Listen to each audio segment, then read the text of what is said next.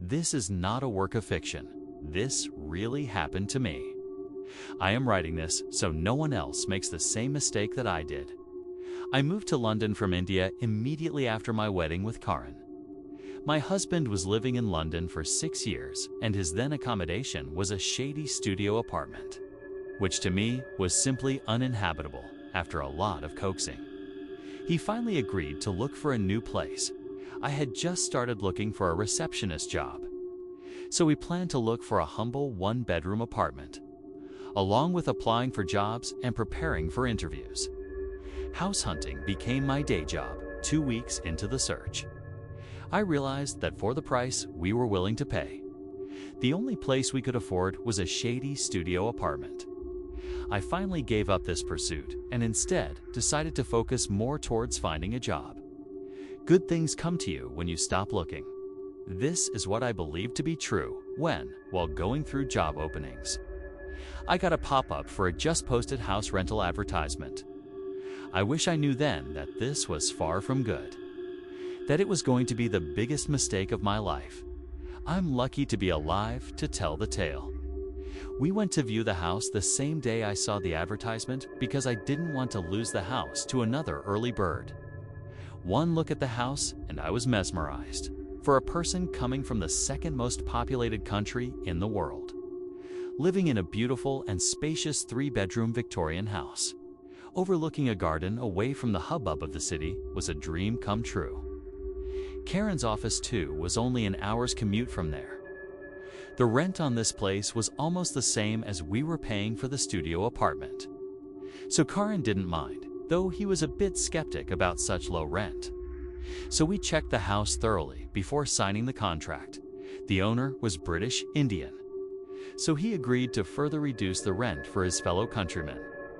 We handed over our 1 month's notice letter to end our tenancy to our landlord. And within that 1 month, I got a decent paying receptionist job in a multinational company in central London. Just married, new country, new job, and a beautiful house. It felt so surreal. But this joy was to be short-lived. We moved into the house on a weekend since I was on probation and couldn't take leave. We just had a few possessions to move, but it wasn't a problem since the house was fully furnished and the previous tenants had left all their kitchenware and a couple of other stuff. This surprised me as the crockery looked quite expensive. When I asked Beej, our landlord, about this, he said that the previous occupants had to move to Scotland in a hurry, and thus didn't bother to carry fragile stuff with them. I was so naive to have believed him. If only I had tried to dig further or reach out to the previous tenants. The first week in the house was quite uneventful. It was spent arranging stuff and buying some supplies. Everything in the house worked as expected. Washing machine, refrigerator, showers and faucets. No signs of any leakage or creaking floorboards. Karen's suspicions about the house were finally put to rest, and he was convinced that there was no foul play. I wish it had stayed that way, but things took an ugly turn the next week. Karen used to play badminton early in the morning on weekends with his pals. While I preferred sleeping till late, I woke up while Karen was about to leave for his game. He gave me a quick peck on my cheeks and left around 6 a.m. It was still dark outside. I got back to sleep. But soon I awoke with a jerk from a nightmare where an ugly old woman was strangling me. I was covered in sweat and short of breath. It felt like the atmosphere had changed. The silence felt unusual, and it was obvious that something was off. I couldn't describe it, really. It was just this feeling that something unnatural was happening, and just then I heard someone crying.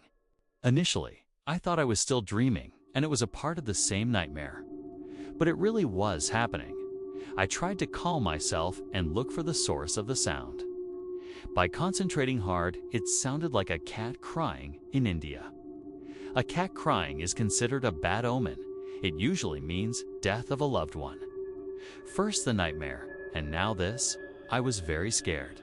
I headed towards the source of this cacophony, which had increased in volume and now sounded more like wailing. I got more concerned than scared now. What if the cat is really hurt and needs help? The sound originated from the garden. The garden's entrance was through a door in the kitchen. I mustered up some courage and turned the doorknob. Sitting on the fence opposite me was the most grotesque cat I had ever seen. It was an old, wrinkled, and skinny black cat with bright red eyes.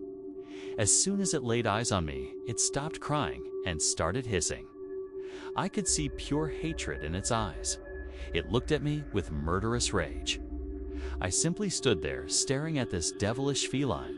I was still clutching the doorknob, when without any warning, the grotesque being pounced at me from its sitting position with godlike speed. This broke my spell, and I quickly pushed the door shut in time. I expected to hear a thud from when the cat must have hit against the door, but I didn't, and neither did I hear it crying anymore. Everything had gotten eerily quiet, except my heart, which was beating so fast that I thought it would come out of my chest. Karen came home to find me passed out on the kitchen floor. He splashed some water on my face, and I struggled to open my eyes. I felt very weak, and standing up on my own took a lot of effort. I told Karen everything that had happened, but I could see it was hard for him to believe that a cat was planning to murder me. I couldn't blame him for that. Karen helped me calm down by suggesting we call animal control, and they will take care of this stray cat. I assumed it was a stray as it was so skinny and dirty. After talking to animal control, Karen took me to the movies, followed by a lavish dinner to take my mind off the nasty episode. And it worked. I felt much better. We came back late in the evening and directly went to bed. Sleep came almost instantly as I was very exhausted. Around 3 in the morning, I was woken up by whispering noises at first. I thought it may have been that Karen couldn't sleep and was watching TV. But then I turned and saw he was out cold. I sat still on my bed and tried to figure out what I was hearing. It sounded like a woman chanting something in Sanskrit. I had never studied Sanskrit, but I could still make out some of the words Amora, which means devil, and Amritata, which means immortality. This really scared me, considering all that was happening. I could only think of one thing. The house was haunted. The chanting grew louder. Now, I wasn't feeling brave enough this time to get up and investigate. It took me a good 5 minutes to wake Karen up from his deep slumber, and another 5 minutes to explain to him about the chanting sound. But the chanting had ceased by then, and he looked at me with some concern. I immediately regretted waking him up. We were just married, and I didn't want him thinking his wife was a nutjob before he had a chance to comment. I lied, saying that perhaps the move and adjusting to my new job had taken a toll on me, and that I just needed a little rest. He looked convinced and sympathetic, but I was quite sure that I had not imagined any of this. The next 3 days passed without any incident, and I didn't see the cat again. I felt foolish for thinking the house was haunted. Karen was a network security architect and was working on a critical project. And to meet the deadline, he was asked to work extra hours. I wasn't too happy about it, even though nothing odd had happened lately. I was still pretty shaken up from the previous week. I came home from work and fixed myself a quick supper. Karen was going to have dinner at his office. With nothing else to do after dinner, I planned to watch a movie. But my laptop wasn't connecting to the Wi-Fi network. I'm quite bad with computers, so I didn't try much, and instead decided to connect to LAN, but couldn't find a LAN cable. Just when I was going to give up on my search, I thought of the basement. Maybe there were a few spare cables lying out there. This was the first time I was going to see the basement. Karen and I never bothered to check it, as we didn't really have anything to be kept in it yet. I opened the basement door and it creaked. It was pitch black in there. I tried to feel the light switch with my hand and finally found it. The light was very dim, but enough to see everything. There were 15 or so steps to the basement. The wooden steps creaked under my weight. The basement was pretty big, and all the stuff was covered in white sheets, which were more brown than white, completely covered in dust. I lifted one of the covers, and what I saw filled me with dread. Lying on a big wooden table were many locks of hair, tied together by a red thread, nails, human bones, pin-stuffed dolls, and a skull. There were cardboards with ancient symbols and a terrifying picture of a devilish fish creature sketched onto them in what seemed like blood. I felt like I was going to throw up. The most upsetting part was that the blood seemed fresh. I had to get out of there. Suddenly, the room felt very cold. The hair at the back of my neck stood up and I froze. I knew then that someone was watching me. I could smell rot and the air had turned putrid. I saw some movement from the corner of my eye. I started shivering and tears started rolling down my face. I felt so helpless then, but I wasn't going to give up. I gathered all the courage I could muster and turned around to run upstairs. That's when I saw the horrible face that I can never forget in this life. I still have nightmares about her. Standing near the foot of the stairs was a woman. Or rather, she was a woman once. Now she was a hideous being with long, gray and dirty hair spread across her wrinkled face, red eyes glaring at me with hate, claws for feet and gnarled shadowy hands with long and uneven fingernails. She was smiling at me, showing her few rotten teeth. This made her look even more hideous. She was wearing a dirty and tattered black sari. I knew then that she was the cat who had tried to murder me. She hissed at me and called out my name, Mira. It came out as a shriek and my blood ran cold. I knew then that I couldn't get out of there alive. There was no point in struggling. It's strange how during the last moments, your whole life flashes in front of you. How I wished I could tell Karan and my family one last time that I loved them. The hideous thing once again pounced at me, and this time there was no door to shut. I fell on the floor and she started strangling me while chanting some mantras. I come from a very religious family. And since I was a kid, I wore an amulet around my neck that wards off evil spirits. I never thought much of it and always kept it tucked under my blouse during the struggle. The amulet came off and the devil woman accidentally touched it and her hands started burning. She shrieked and hissed for a while, and I could see fear in her eyes. She ran into the wall opposite me and vanished. It took a good 10 seconds, though it felt like an eternity to register what just happened.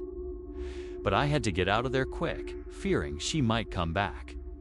I held the amulet in one hand and started crawling. I don't remember much of how I escaped from the house. Karan told me later that he found me lying outside the house in the freezing cold. I was taken to the hospital, and it took me 2 days to recover physically. Though mentally I was scarred for life, Karan was in the hospital with me the whole time, as I wouldn't let him go to the house alone. This time, Karan believed my story, as he could see faint red marks on my neck. I couldn't live in that house anymore. We went back only once to get all of our stuff. And Karan told me later that he saw a skinny black cat in the garden while leaving. Our lives went back to normal, but I was not going to rest until I knew what was wrong with the house. I never went back to the house to investigate. But I spoke with a couple of previous tenants and found some old newspaper articles that gave me the story I was looking for. The ghost haunting the house was Maya. She was Bijo's great-grandmother and a tantric. She used to practice witchcraft in the basement and sacrificed small animals to please Amora, who in turn would have offered her immortality. But by sacrificing just animals, she would have returned as an animal. Not human, to come back as a human. She had to make human sacrifices. With an obsession to return as a human after death, she chose to sacrifice her own son. But her husband came home just in time to save him. He knew his wife was a trantic, but he didn't have much of a problem with her sacrificing animals. But not his son, that was too much. He took his son with him and left her alone in the house. She died an old and spiteful woman, and my guess is, she came back as a cat after her death. She is still out there looking for her next victim to please Amora. My request to anyone listening this is to never rent or buy a house if the deal is too good to be true.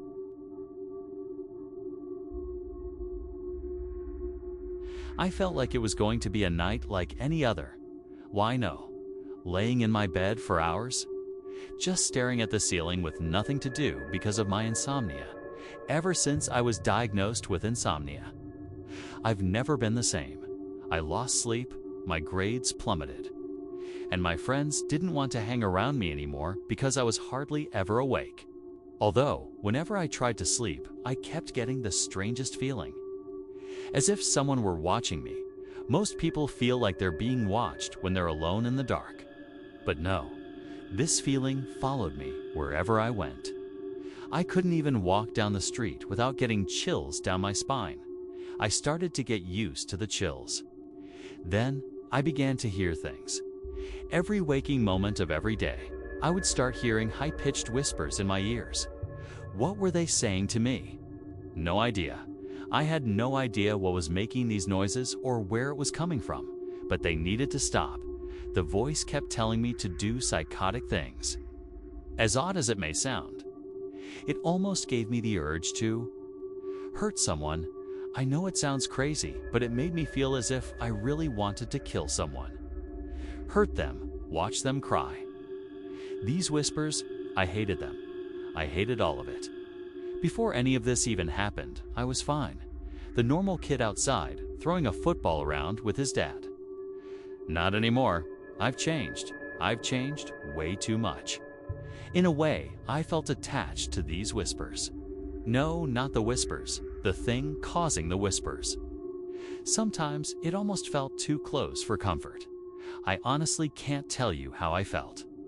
The only way I can really describe these whispers is tempting. I can't really explain why, but these whispers made me feel as if needed to do this, as if it was my job to do what it said.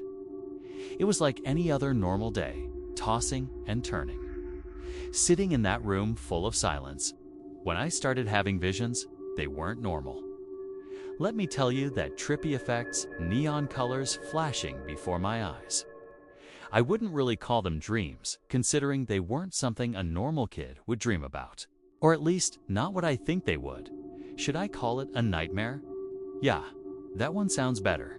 Anyways, I saw this person flash by a few times. Actually, no, scratch that. It wasn't human. It was this creature. A demonic creature. It was naked. I could see its whole bare body. Nothing but a cloth had covered in between its thighs. It was a small, dark figure, almost shadow-like, but with a human shape. Its face consisted of two dark black pupils. Its smile was vicious, and I could see its sharp, rotting fangs hanging out of its mouth. The thing's head I wasn't too sure about. It had these horns, kind of like a ram's horns. I didn't know what to think of this. All I knew was that at this moment, that screeching, yet whispering creature could not keep taunting me like this. It was the reason for my insomnia, my anxiety, my everything. I kept hearing the faint menacing whisper. It told me to. To kill my parents, I sat there in shock as it sat there in the dark of the corner, grinning. No, you're not real. I won't do it. I'm not. Before I could even reply, the creature jumped on my bed and stabbed a foreign, sharp object into my ribcage. I felt the cold blade puncture my skin, and the warm blood trickled down my body. It looked me right in my face with a satanic grin and replied, "I came from the darkness at 4:30. I entered your bedroom, but not from the door. If don't kill them before 5:30, no one in your house will be left alive." I jolted from my bed, heart racing. My fingers were clutching my bed sheets. I wiped the sweat off of my forehead and took a few deep breaths. I looked down at my stomach, no stab wound. With a sigh of relief, I looked at my alarm clock for 28. I stood up from my bed and looked over at my closet. The door was opened. I recalled shutting that. I remembered. I narrowed my eyes and stared at it for a few long-lasting seconds. I then remembered the dreadful nightmare I had. I walked backward into the far right corner of my room and began to motion my body down the wall until I had hit the floor. No, this can't be happening. This can't be real. Not me. No, this isn't true. I put my head in between my knees and sobbed. My sobs began turning into laughs. Moments later, I lifted and realized I was no longer sobbing. I was laughing. I looked at the clock again. For 38, I jumped to my feet. 4:30, I whispered. I stood there in shock. What has happened? Could what that creature had said to me be true? Would it really kill me and my parents if I didn't kill them myself? Was this creature even real in the first place? I didn't want to take any chances. I didn't like my parents anyways, especially my father, as a child. He'd compare me to my sister, a smart, successful, brilliant woman, unlike me. I'm a horrible insomniatic student who slept through most of their classes and didn't even try most of the time. My father always told me how much of a failure I was compared to her. God, I hated him so much. My mother, on the other hand, wasn't as bad at torturing me as him. She was much nicer to me at some points. She'd even yell at my father for being so harsh on me. It didn't matter now. They were both going to get what they deserved. I slowly crept down the stairs and made my way into the kitchen. I grabbed a kitchen knife from one of the drawers and looked at the oven clock.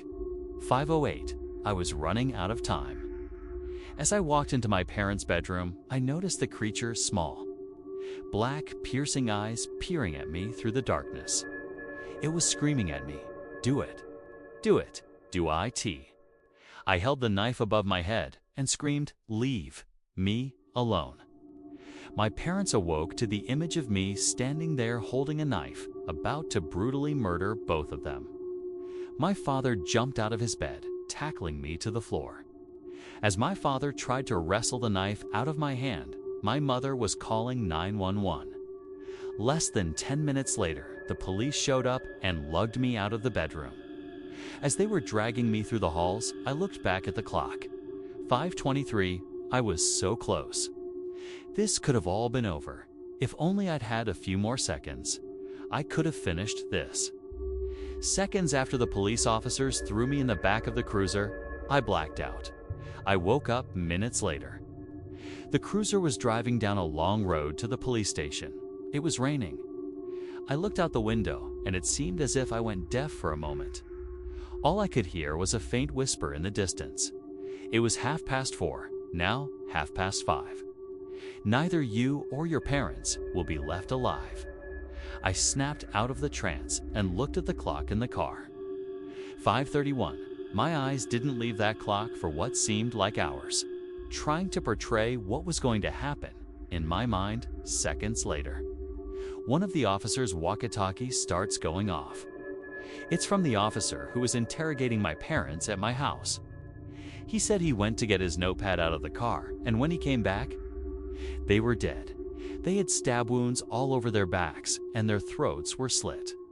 However, there was one thing that stood out along wreck. The time, 5:30, written in blood on the wall. And my parents' teeth there. Dead, the car pulls over to the side of the road, and the two officers just sit there, unable to comprehend what has just happened.